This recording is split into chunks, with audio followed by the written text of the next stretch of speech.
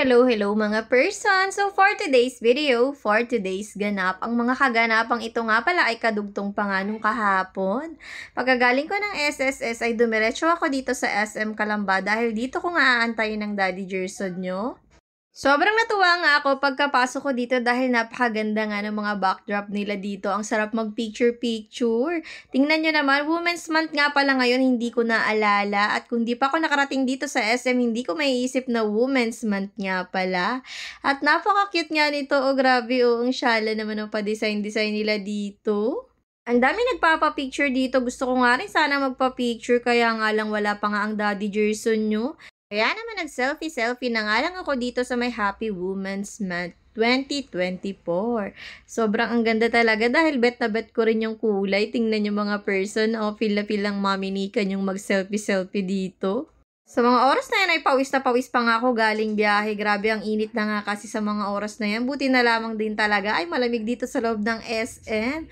At pumasok nga ako dito sa syala-syalang paganito nila. O, diba ang taray? Naganda-gandahan na nga ako dito. Tingnan yung mga person. Wala lang, trip ko lang pumasok dito para ma-experience ko lang dumaan sa paganto nila. Pero actually nga mga person, gutom na talaga ako sa mga oras na yan. Kung hindi ko lang talaga nakita itong mga nagagandahang disenyo nila ay hindi ako mapapahinto dito. Kailangan ko kasi talagang libangin yung sarili ko dahil sabay nga kami ng Daddy Gerson yung kakain. So, maya-maya nga lang ay hindi ko na talaga matiis ang gutom ko, kaya naman naghanap ako ng makakain kahit tinapay lang muna. At napadaan niya ako dito sa may Goldilocks at lalo ako nagutom sa mga nakita kong cakes. Kaya lang hindi nga ako pwede sa matatamis. Yang gantingin na lang muna ako sa mga nagsasarapang cake ng Goldilocks, Bekene men.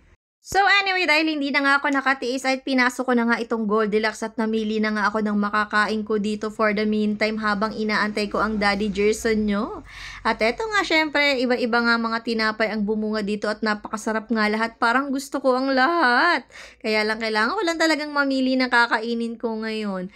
At sa wakas nga ay nakapili din ako ng napili ko nga ngatain itong pulburo na pinipig at itong ensaymada na cheesy. Paborito ko nga pala itong cheesy ensaymada at paborito din to ni Ate Chelsea, Ate Angel at Daddy Gerson nyo. Maya-maya lang ay nagbayad na nga agad ako para makain ko na ito. Naalala ko nga nung isang araw lamang ay pinasulubungan ako nitong cheesy ensaymada na 4 na piraso at tag-iisa nga kami ng Daddy Gerson, Ate Angel at Ate Chelsea nyo. Kaya naman nabitin din ako dun sa isa, kaya naman nag-crave ulit ako ngayon. At eto na nga mga person, may bakanting ang upuan at lamesa dito at dito na nga muna ako kumain sa Gedli. Sa wakas nga ay nakaupo rin ako at napagod na rin ako pag-iikot-ikot dito sa SM. At eto na nga mga person, ito na ang lalantakan ko, ang cheesy ensaymada ng Goldilocks. Baka naman. Kakamayin ko na nga ito, kaya lang naalala ko ay madumi nga pala ang kamay ko. Ano ba yan? Napasubo pa nga sa bibig ko, kaya naman nag-alcohol na nga muna ako. Buti na lang talaga dala ko tong RB Essentials Alcolone ko at kasyang-kasya nga lang yung sa bag ko dahil very handy nga ito. Ayan mga person, nag-sanitize muna ako ng kamay bago ako kumain itong ating ensaymada na cheesy dito sa Goldilocks. Sa mga oras na yan ay binibilisan ko na nga rin ang pagkain ko dahil nga may mga nakaabang nakakain dito for dine-in. Lunch na kasi sa mga oras na yan, kaya naman kailangan ko talaga magmadali dahil marami pang ang kakain dito mga customer.